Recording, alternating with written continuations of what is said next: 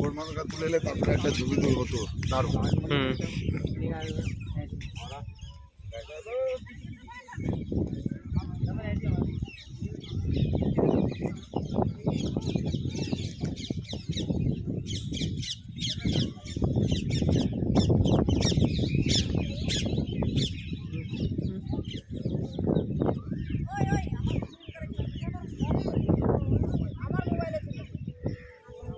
সেইখান থেকে তুললে ভালো হতো।